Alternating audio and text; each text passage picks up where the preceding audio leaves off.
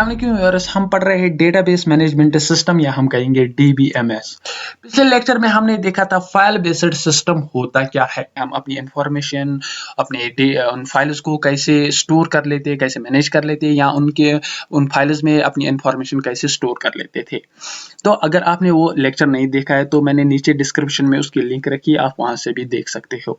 तो आज हम पढ़ लेते हैं limitation of file based system, मतलब आखिर क्या प्रॉब्लम रही फाइल बेस्ड सिस्टम में जिसकी वजह से हमें डेटाबेस मैनेजमेंट सिस्टम को यूज करना पड़ा। स्टार्ट करने पहले अगर आपने अभी तक मेरे चैनल को सब्सक्राइब नहीं किया तो प्लीज सब्सक्राइब कीजिए और साथ में बेल आइकन को दबाना मत भूलिएगा ताकि आपको आने वाली लेक्चर्स की नोटिफिकेशन मिलती रहे। तो चलिए स्टार्ट। मेरा नाम है सोहेल और आप देख रहे हैं मेरे YouTube चैनल जिसका नाम है जारविस टेक्नोलॉजी। तो चलिए स्टार्ट कर लेते हैं डेटाबेस मैनेजमेंट सिस्टम का लेक्चर सेकंड, जिसमें आज हम पढ़ेंगे limitation of file based system. तो सबसे पहले देख लेते हैं limitation of file based system में क्या क्या है हमारे। तो सबसे पहले है separation and isolation of data, दूसरा है डुप्लीकेशन ऑफ डेटा, तीसरा इनकंसिस्टेंट डेटा, चौथा है डेटा इंडिपेंडेंसी, पांचवा है incompatible file format and last one is fixed query. तो सबसे पहले देख लेते हैं पहला वाला जो कि है separation and isolation of data होता क्या है। When the data is stored in a separate file, it become difficult to access। मतलब जब एक डेटा किसी सेपरेट फाइल में स्टोर होगा उसको एक्सेस कर पाना बहुत ही मुश्किल होगा। मतलब क्या है इसका, मान लीजिए हमारे पास एक ऑब्जेक्ट है जिसमें हमने जिसकी रिलेटेड हमने दो फाइल्स क्रिएट किए, उन फाइल्स में उसके रिलेटेड जितनी भी इंफॉर्मेशन होगी उसमें सेव करके रखी है। जब हम उसको एक्सेस करेंगे, मतलब उस स्टूडेंट, हमने ये जो ऑब्जेक्ट लिया वो फॉर एग्जांपल वो अगर कोई स्टूडेंट होगा उसकी इंफॉर्मेशन हमने दो अलग अलग सेपरेट फाइल्स में स्टोर करके रखी है। जब उसमें हम इंफॉर्मेशन कोई भी इंफॉर्मेशन को सर्च करेंगे, अगर बहुत सारा डेटा होगा उसमें बहुत सारा लार्ज अमाउंट ऑफ डेटा होगा, तो जब भी उसमें कुछ भी हम सर्च करेंगे तो वो सर्च वहां पे जब होगा तो हमें चाहिए उन दोनों फाइल्स को एक्सेस करना एट अ टाइम होता है हमें, बट जो कि बहुत ही डिफिकल्ट होता है क्योंकि फाइल बेस्ड सिस्टम में एट अ टाइम हम दोनों फाइल्स को एक्सेस नहीं कर पाएंगे। इसीलिए जो स्टोर करते हैं हम डेटा को अलग अलग सेपरेट फाइल्स में, उसको एक्सेस कर पाना बहुत ही मुश्किल होता है। तो मैं आपको एक एग्जांपल से समझाता हूं। मान लीजिए हमारे पास एक स्टूडेंट है जिसके रिलेटेड हमने दो फाइल्स क्रिएट की, एक में उसकी नेम वगैरह मतलब जो बेसिक डिटेल्स होती है उसे वो स्टोर किया, दूसरी फाइल में उसकी फी डिटेल स्टोर की है। तो जब हम उसके स्टूडेंट के डेटा को एक्सेस करना चाहते हैं तो वहां पे हम उनको एट अ टाइम एक्सेस नहीं कर सकते हैं, वो बहुत ही डिफिकल्ट होगा उनको एक्सेस करना क्योंकि फाइल बेस्ड सिस्टम में हम एट अ टाइम एक ही फाइल को एक्सेस कर सकते हैं। तो ये थी एक लिमिटेशन फाइल बेस्ड सिस्टम की। अब देख लेते हैं सेकंड वन जो कि है डुप्लीकेशन ऑफ डेटा। तो चलिए देख लेते हैं ये डुप्लीकेशन ऑफ डेटा होता क्या है। Duplication of data means if we make another copy of existing file or if we copy any content of existing file and write on another file's content, it cannot be controlled and it can consume lot of memory। मतलब अगर हमारे पास एक already से एक कोई file होगी, जब हम उसको कॉपी और एक कॉपी बनाएंगे, मतलब कॉपी जो हम कॉपी पेस्ट कर लेते हैं उसकी डुप्लीकेट और एक फाइल बनाएंगे, या जब हम किसी एक फाइल से उसकी कंटेंट्स मतलब जो भी उसमें डेटा स्टोर होगा, जो भी इंफॉर्मेशन उसके उसमें स्टोर होगा उसको कॉपी करके किसी और फाइल में डालते हैं, मतलब ऑलरेडी जो हमारे पास डेटा है उसको कॉपी करके और फिर से डुप्लीकेट उसका बनाएंगे जो कि किसी और फाइल में डालेंगे। तो दोनों सूरतों में हम कहेंगे वहां पे डुप्लीकेशन ऑफ डेटा हो चुका है, जिसकी वजह से हम उसको उन दोनों फाइल्स को वेल कंट्रोल नहीं कर सकते हैं। और उससे और एक बहुत बड़ी प्रॉब्लम होती है जो कि है वेस्टेज ऑफ मेमोरी। मतलब ये जो दोनों फाइल्स है वो बहुत सारी मेमोरी कंज्यूम करेगा। फॉर एग्जांपल मैं आपको एक एग्जांपल से समझाता हूं। अगर हमारे पास एक स्टूडेंट है, एक सिंगल स्टूडेंट है जिसके रिलेटेड हमने पहले एक फाइल बनाई है जिसके अंदर हमने स्टोर किया है नेम, पेरेंटेज, एड्रेस, फी और कोर्स। अब हमने और एक फाइल बनाई है जिसमें हमने स्टोर किया है जिसके कंटेंट्स हमने कॉपी किए पहले वाली फाइल से, फिर उसमें स्टोर किया है। तो ये डुप्लीकेशन डेटा हमने यहाँ पे किया है, मतलब एक फाइल के कंटेंट्स दूसरे फाइल में हमने दूसरे फाइल के कंटेंट्स में हमने स्टोर किया है, तो ये डुप्लीकेशन ऑफ डेटा हमने किया है। फॉर एग्जांपल अगर यहाँ पे फाइल 1 जो 2 MB की फाइल होगी, अगर हमने इसके कंटेंट्स दूसरे फाइल में स्टोर की है तो ओबियसली वो सेकंड वाली फाइल भी कंज्यूम 2 MB ही करेगा। इसका मतलब जो डेटा हमने 2 MBs में जो हमें स्टोर करना चाहिए था, उसको स्टोर करने के लिए हमने 4 MB को कंज्यूम किया है। तो अगर हमने ऐसी डुप्लीकेशन ऑफ डेटा किया तो इससे हमें शॉर्टेज ऑफ मेमोरी देखने को मिल सकती है। तो ये था डुप्लीकेशन ऑफ डेटा जो कि फाइल बेस्ड सिस्टम में ये प्रॉब्लम होती थी। तो अब देख लेते हैं थर्ड वन क्या है, जो कि है इनकंसिस्टेंट डेटा। तो चलिए देख लेते हैं ये इनकंसिस्टेंट डेटा होता क्या है। The data if A file the data in a file system can be become inconsistent if more than one person modify that data at the same time, or all files related to a single object can be updated at a time। मतलब मैं समझाता हूँ, ये जो हमारा data तब inconsistent होता है जब सेम डेटा को एट अ टाइम एक से ज्यादा पर्सन, या हम कहेंगे एक से ज्यादा यूजर उसको मॉडिफाई करेंगे। मतलब जैसे किसी कंपनी में होता है, किसी एक क्लाइंट का डेटा एट अ टाइम एक से दो एम्प्लॉयज एक्सेस करेंगे, उसको मॉडिफाई करेंगे, या जब एट अ टाइम जब एक ही सिंगल जो ऑब्जेक्ट होगा, ऑब्जेक्ट कुछ भी हो सकता है, इट में बी स्टूडेंट और क्लाइंट और एम्प्लॉय और एनी प्रोडक्ट, कुछ भी हो सकता है, उसके रिलेटेड अगर एक से ज्यादा फाइल्स है हमारे पास, उनको अगर हमने एट अ टाइम सबको अपडेट नहीं किया है, सारे फाइल्स को अपडेट नहीं किया है कर पाएंगे, तो वहां पे भी इनकंसिस्टेंट डेटा हो सकता है। मैं आपको ये एग्जांपल के जरिए समझाता हूं। फॉर एग्जांपल हमारे पास है एक स्टूडेंट, मैं बिफोर चेंज की बात कर रहा हूं। जो मैंने आपको ये बताया ना कि फाइल अगर सारी फाइल्स अपडेट नहीं हुई, जितनी भी रिलेटेड उस ऑब्जेक्ट के फाइल्स है, अगर हमने उनको अपडेट नहीं किया तो वहां पे इनकंसिस्टेंट डेटा होगा। तो ये इसी की एग्जांपल है। फॉर एग्जांपल हमारे पास एक स्टूडेंट है जिसकी फाइल 1 में है उसकी basic details, name Mudassir, address Sopore, fee 2000 per year per month and course DBMS। और उसी की फाइल और एक है जिसमें उसकी बस डिटेल्स है, जिसमें हमने उसका नाम, उसका एड्रेस, वही name Mudassir, address Sopore, fee 2000 per month and course database management system. ये मैंने कह रहा हूँ बिफोर चेंज, अभी तक इसने कोई चेंज नहीं किया है, अभी सेम है, इंफॉर्मेशन ठीक है, अच्छा है, अच्छे से चल रही है।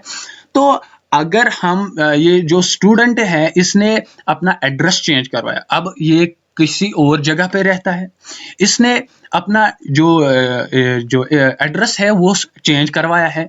आफ्टर चेंज देख लेते हैं हम, अगर इस स्टूडेंट ने जो अपना एड्रेस जो है वो चेंज करवाया है, फॉर एग्जांपल इसने अपनी बेसिक डिटेल्स में इसका एड्रेस हमने चेंज कर चुका है, किया है, जो एड्रेस है वो पहले सोपोर था, अब बारामूला हो चुका है। बट बस डिटेल्स में देख लीजिए, यहाँ पे बारामूला को जो सर्कल लग चुका है, यहाँ पे अभी पहले सोपोर था, अब बारामूला हो चुका है।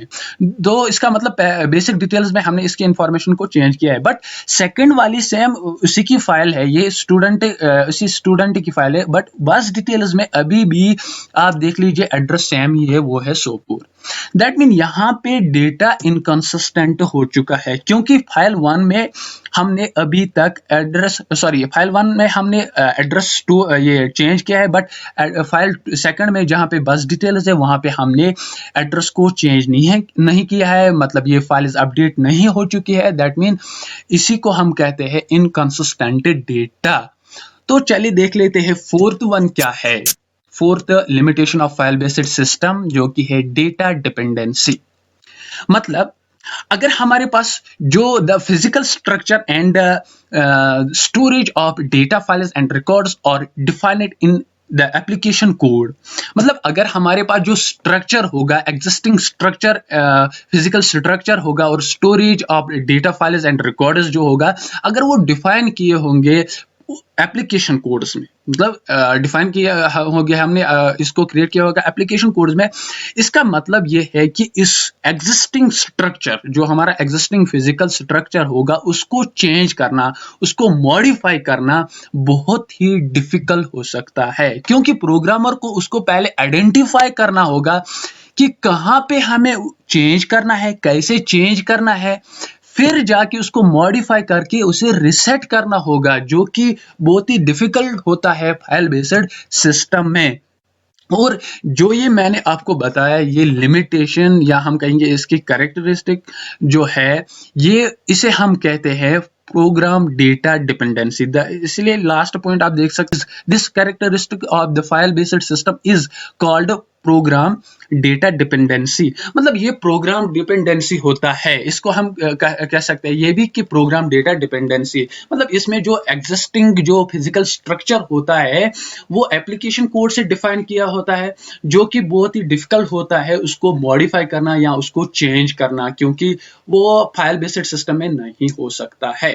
तो चलिए देख लेते हैं अब फिफ्थ वन, जो कि है इनकम्पैटिबल फाइल फॉर्मेट। मतलब since the structure of files is embedded in application program, the structure is depend on application programming language। मतलब क्या है कि जो स्ट्रक्चर जो होता है फाइल्स का, वो एम्बेडेड होता है, मतलब एम्बेडेड होता है एप्लीकेशन प्रोग्राम से, और जो स्ट्रक्चर होता है वो डिपेंड होता है इसी प्रोग्रामिंग के लैंग्वेजेस के साथ। मैं आपको एक एग्जांपल में समझाता हूं। फॉर एग्जांपल, हमने कोई फाइल बनाई है, फॉर एग्जांपल यहाँ पे हमने सी प्रोग्राम की फाइल बताई है और उसको हम रन करवाना चाहते हैं जावा में, दैट मीन वो वहां पे रन नहीं हो सकती, उसको हम कह सकते हैं इनकम्पैटिबल फाइल फॉर्मेट। मतलब उसका जो फाइल फॉर्मेट है वो एक दूसरे के साथ नहीं मिलता है, क्योंकि जो एप्लीकेशन प्रोग्राम होता है, फाइल का जो स्ट्रक्चर होता है वो प्रोग्रामिंग वो डिपेंड होता है एप्लीकेशन प्रोग्रामिंग लैंग्वेज पे। इसका मतलब ये एक दूसरे के साथ जॉइंटली काम नहीं कर सकता। इसलिए आप देख सकते हो तीसरा point, incompatibility makes them difficult to process jointly. अब अगर हम चाहते हैं ये एक दूसरे के साथ मतलब प्रोसेस जॉइंटली करे, तो एक एप्लीकेशन डेवलपर जो है उसको एक सॉफ्टवेयर डेवलप करना होगा जो कन्वर्ट करेगा फाइल्स को किसी कॉमन फॉर्मेट में, ताकि वो एक दूसरे के साथ प्रोसेस कर सकेंगे। मगर मैं आपको ये बता दूं, ये बहुत ही टाइम कंज्यूमिंग होगा और बहुत ही एक्सपेंसिव, क्योंकि पहले उसको सॉफ्टवेयर डेवलपर को एक सॉफ्टवेयर बनाना होगा जो सी प्रोग्रामिंग प्लस जावा की प्रोग्रामिंग एक दूसरे के साथ जॉइंटली प्रोसेस कर सके। एक ऐसा कॉमन फॉर्मेट बनाना होगा जिसमें दोनों लैंग्वेजेस की प्रोग्रामिंग हम कर सके। उसका एक एप्लीकेशन अलग से बनाना होगा, अलग से डेवलप करना होगा, जो कि बहुत ही टाइम कंज्यूमिंग और एक्सपेंसिव साबित हो सकता है। तो चलिए देख लेते हैं अब लास्ट वन, जो कि है फिक्स्ड क्वेरी। फिक्स्ड क्वेरी का मतलब क्या है? The file based system are very much depend on application program. Any query or report needed by an organization has to be developed by an application program। मान लीजिए हमारे पास एक organisation के लिए, हमें किसी ऑर्गेनाइजेशन के लिए कोई एप्लीकेशन चाहिए, कोई एप्लीकेशन मतलब जिसके जो उस ऑर्गेनाइजेशन को रिप्रेजेंट करेगी। फॉर एग्जांपल कोई यूनिवर्सिटी होगी या कोई ऑर्गेनाइजेशन और कोई ऑर्गेनाइजेशन या कोई कॉलेज होगा, उसको कोई एप्लीकेशन चाहिए। फॉर एग्जांपल हम यूनिवर्सिटी की बात कर लेते हैं। यूनिवर्सिटी को एक एप्लीकेशन चाहिए जिस पे वो सारी अपनी अपडेट, सारी नोटिफिकेशन, सारी डिटेल्स उस यूनिवर्सिटी के रिगार्डिंग होगी उस पे अपलोड करे और स्टूडेंट्स को प्रोवाइड करे, और स्टूडेंट्स को आसानी होगी उस एप्लीकेशन की मदद से सारी इंफॉर्मेशन रिगार्डिंग जो भी यूनिवर्सिटी के रिगार्डिंग होगी उसको जान पाना ईजी होगा। तो उस यूनिवर्सिटी को एक एप्लीकेशन चाहिए, वो एक एप्लीकेशन डेवलपर के पास जाएंगे, उसी तरह की क्वेरी देंगे जैसे उनको एप्लीकेशन चाहिए। तो अकॉर्डिंग टू एप्लीकेशन, मतलब according to the need of the university, जो उनको नीड होगा उसी तरीके से वो एप्लीकेशन डेवलपर को वो क्वेरीज देगा कि इस तरह की एप्लीकेशन हमें चाहिए। जब एक एप्लीकेशन डेवलपर उस एप्लीकेशन को बनाएगा, मतलब डेवलप करेगा अकॉर्डिंग टू हिज क्वेरी, जो उन्होंने क्वेरी दी है उसी के हिसाब से जब वो एप्लीकेशन डेवलपर उसे डेवलप करेगा, but after developing, after publishing, ना हम उसको चेंज कर सकते हैं उसकी क्वेरीज को, ना ही उसको मतलब मॉडिफाई, मतलब कोई भी मॉडिफिकेशन नहीं हम कर सकते, ना ही कुछ ऐड कर सकते हैं कोई क्वेरी, ना ही उसको उसमें कुछ क्वेरीज को रिड्यूस कर सकते हैं, मतलब डिलीट भी नहीं कर सकते। जो भी है वो फिक्सड ही रहेगा फाइल बेस्ड सिस्टम में। ये एक और प्रॉब्लम देखने को मिलती है। तो फिलहाल आज के इस लेक्चर में इतना ही। इंशाल्लाह नेक्स्ट लेक्चर में हम देख लेते हैं द डेटाबेस अप्रोच होता क्या है, जो कि फाइल बेस्ड सिस्टम के बाद यूज हुआ। अगर आपको कोई भी इसमें डाउट रहा होगा, कोई भी क्वेश्चन हो, तो प्लीज नीचे कमेंट बॉक्स में कमेंट कीजिए। आप ये ना समझे कि मैं किसी कमेंट का जवाब नहीं दूंगा। आप जो भी सवाल मुझसे करेंगे रिगार्डिंग इस लेक्चर के या इस चैनल के रिगार्डिंग, मैं हर एक कमेंट का जवाब देता हूं। आप जो भी क्वेश्चन होगा, जो भी रिलेटेड इस टॉपिक होगा या इस वीडियो पूरे लेक्चर के रिगार्डिंग होगा, आप नीचे कमेंट बॉक्स में कमेंट जरूर कीजिएगा। फिलहाल आज के लिए इतना ही। अल्लाह हाफिज।